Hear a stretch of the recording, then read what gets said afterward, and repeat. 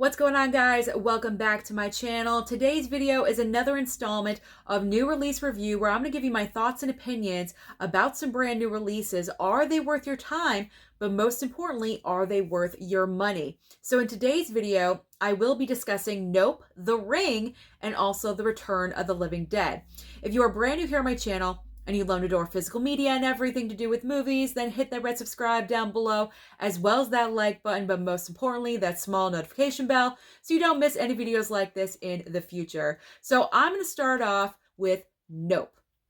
Now with Nope, I went and saw this opening weekend at the theater in Dolby. I was so ready to watch this, very excited.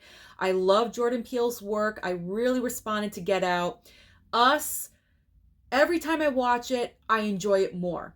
So I had high expectations for Nope. I maybe had some preconceived notions for it. And when I left the theater, I wasn't fully thrilled with it. I gave it a 2.5 star on my Letterboxd. So what is my opinion of this now? Watching this at home on physical media, I'm happy to say I have changed my opinion about Nope. Now, the reason being, the number one reason, there's a couple of reasons that are negative. One of them is permanently in the movie. We can't do anything about that. But the other reason was fixed in the at-home situation. So the main reason was the volume of speaking. Here's what I mean by that. So Daniel Kaluuya in this film, the way he's portraying this character is very stoic, and the level of his voice is extremely low, and sometimes he was mumbling. Unfortunately, because of that, I was not able to fully understand some of the things that he was saying, that he was trying to get across. And also with his sister, played by Keke Palmer, extremely animated and bubbly. Sometimes she was the opposite end, where she was so excited about saying stuff, I couldn't really understand her either. Nothing against the actors.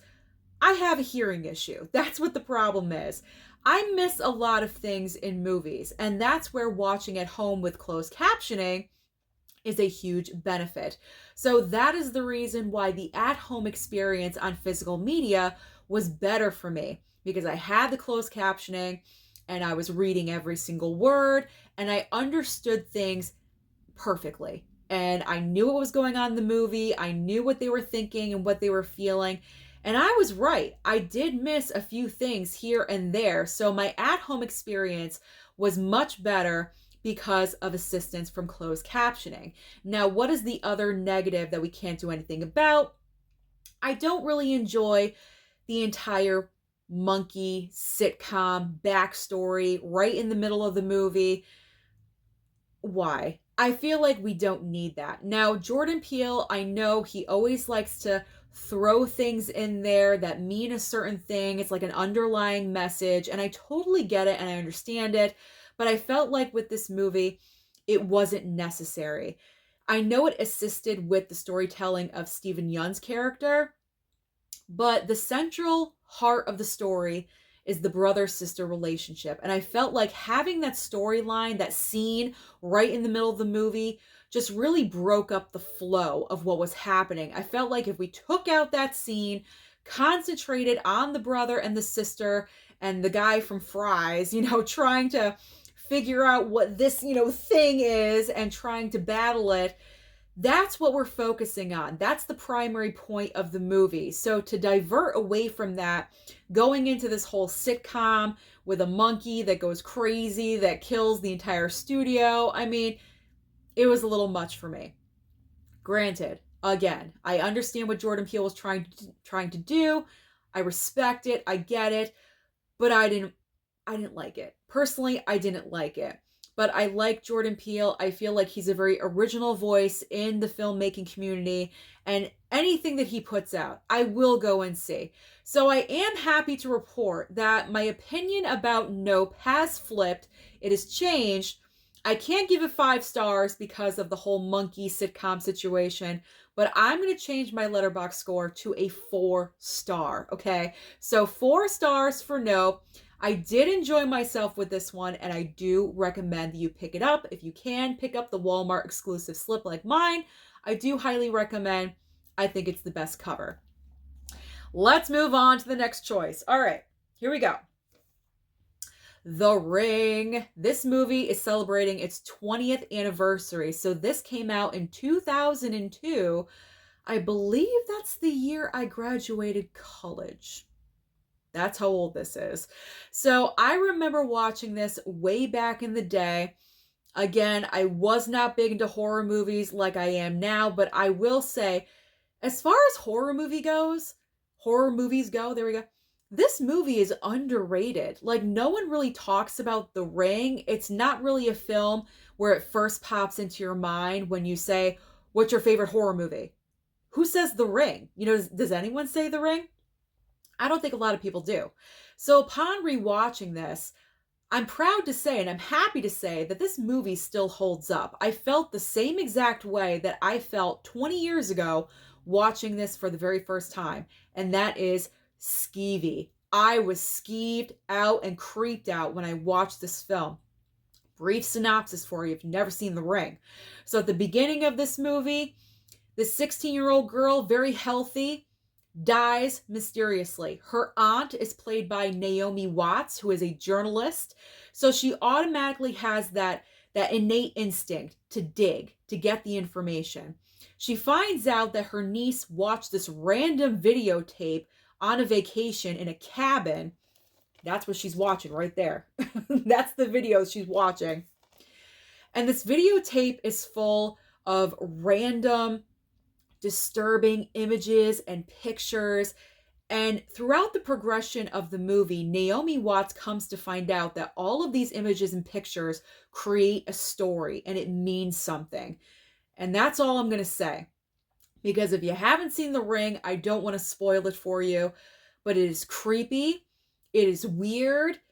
It is unlike anything I've ever seen before in horror movies, especially back in 2002, because I really hadn't seen a whole lot of them. And this was a great rewatch. Revisiting this one, Naomi Watts is so talented. She was great in this film. I love the way the movie is shot. It kind of has like this gray blue overtone of the movie. There's not a lot of color in this film, but I enjoy it. It's like gray, blue. I really like how that was done. And it's pleasant. Dare I say a pleasant watch? But actually, it's one of those movies where you have fun with it because you're trying to piece together what's going on and you're trying to figure out the puzzle. You want to put everything together and figure out what is going on and what is happening. It's one of those kinds of movies. So you have a lot of fun with it. It's not like gory or overly graphic. This is a great movie if you are introing into horror. I would recommend The Ring because it's not overly scary. There is a couple of parts here and there. You got some jump scares, but that's any horror movie nowadays. So if you are going into horror for the very first time and you're kind of anxious about it, then I would go with The Ring. I really would, because there's not like tons of blood and guts. It's not like that at all. It is scary. There's a part at the end where it's like, wow, what's going on here? Freaky! But everything else in the movie is solving. You're solving a puzzle. You're trying to figure out what's going on. You're on the trip with Naomi Watts. So I enjoyed watching this one again. Like I said, it's been a really long time since I have. I do recommend that you pick up the Steelbook. It's amazing. Now, it's not a 4K. It is a Blu-ray. But look at it. It's the VHS tape. I mean, come on. This is so awesome. Granted, the slipcover is paper. I know some people prefer the plastic. Whatever. I'm fine with the paper as long as they don't make a habit out of it. But, I mean, the VHS tape and the 7 Days and the Girl and the Well. Oh my God, so good. This is so good. So definitely pick up The Ring Steelbook. I believe it's $17.99. It is so reasonably priced. There's really no excuse for you guys not to pick up this one. Okay. Final movie that I'm going to discuss. This was a movie. And that is The Return of the Living Dead. I had never seen this one before. First time watch for me. This movie was freaking crazy. So brief synopsis of this. I believe the kid's name is Freddy. So Freddy gets a brand new job at this like medical supply company, and the older gentleman, showing him around, telling him what to do. This is what you're going to do, you know, blah, like an orientation type thing.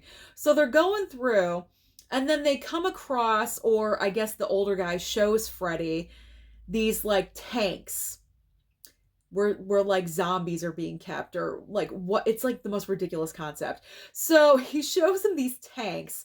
For some reason, I forget why, the tank breaks and this chemical is released. They both breathe it in and stuff happens. That's all I'm gonna say. Stuff happens. I mean, the dead rises. That's not a spoiler. It's right there on the cover. The dead rises. Chaos ensues. Panic all over the place. But it's not scary. I was laughing the majority of the time because, like, it's just so ridiculous.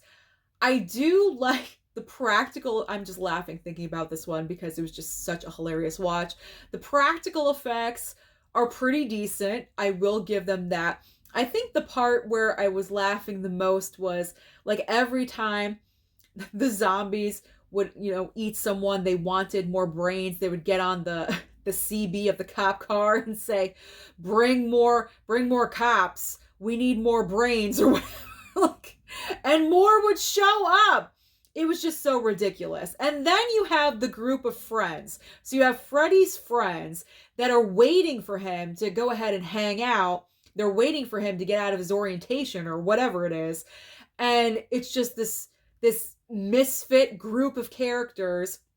One girl just takes all of her clothes off and she's naked. And I turned to my mom. I was like, well, there's the tit shot. Like in every horror movie, there's boobs. It doesn't matter if you're in a cemetery. They were in a cemetery and she's like taking her clothes off.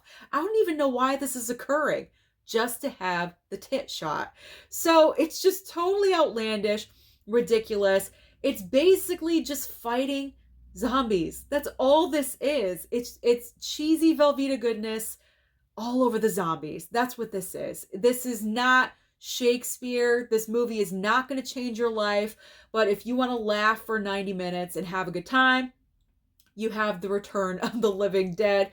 Do I recommend you pick this up? Not right away. I mean, I picked it up day one. I'd never seen it before, but if I already knew what it was about, I would have probably waited for a sale. So if you guys want to wait for a sale on this, that's what I would recommend. So did I enjoy it though? Yes, it was a decent, funny watch. It entertained me, and that's all that matters. So those are my thoughts about Nope, The Ring, and The Return of the Living Dead. Let me know down below your thoughts about these three movies. Don't forget to like and subscribe before you leave, and I'll see you next time.